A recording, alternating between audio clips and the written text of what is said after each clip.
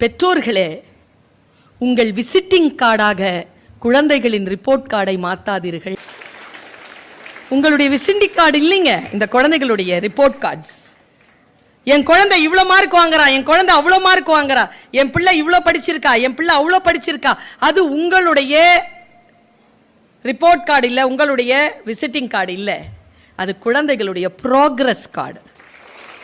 Let them progress. குழந்தைகளே, நீங்கள் எந்த ஒரு பிரஷருக்கும் உட்படாமல் என்ஜாய் பண்ணி இஷ்டப்பட்டு அதை படிங்க. ஒரு விஷயத்தை புரிந்து கொள்ளுகின்ற பொழுது உங்கள் மனதிலே ஏற்படுகின்ற மகிழ்ச்சியை கொண்டாடுங்கள்.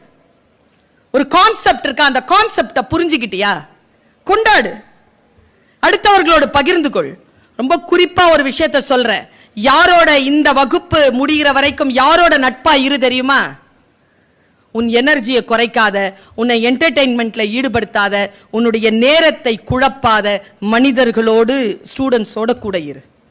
உன் நேரத்தை சுரண்டி தின்கிற, வெறும் கலாட்டாவாகவும் பேச்சாகவும் குப்பையாகவும் பேசிக் கொண்டிருக்கின்றவர்கள் பக்கத்துல இந்த வகுப்பு முடிய உட்காராது.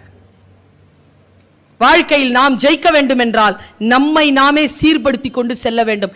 எவ்வளவு கவலைப்படுகிறார்கள் பெற்றோர்கள் தெரியுமா? எவ்வளவு கவலைப்படுகிறார்கள் அவர்கள் கவலைக்கு எது தீர்வு? நான் என்னையே சரி செய்து கொள்வது தானே. என்னையே சரி செய்து கொள்வதற்கு எது தடையாக இருந்தாலும் அந்த தடையை ஜெயிக்க வேண்டிய கடப்பாடு உனக்கு இருப்பதாக நான் கருதுகிறேன். உன் வயதிலேயே நீ மாற்றிக்கொள். நான் ரொம்ப சூட்சுமமான ஒரு விஷயத்தை உங்களுக்கு சொல்லி கொடுத்துட்டு போறேன். உன்னை நீயே கவனி, உன்னை நீயே நீட்டா வச்சுக்கோ.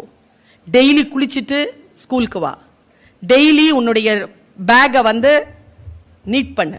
உன்னுடைய பெட்டை நீ நீட் பண்ணு. நீ போயிட்டு வந்திருக்கிற பாத்ரூமை நீ நீட் பண்ணு. உன்னுடைய பிளேட்டை நீ கழுவி வை. உன்னை நீயே செல்ஃப் டிசிப்ளினா பார்த்துக்கிட்டனா உன்னை ஜெயிப்பதற்கு இனி ஒருவனும் இந்த உலகத்தில் பிறக்க போவதே கிடையாது.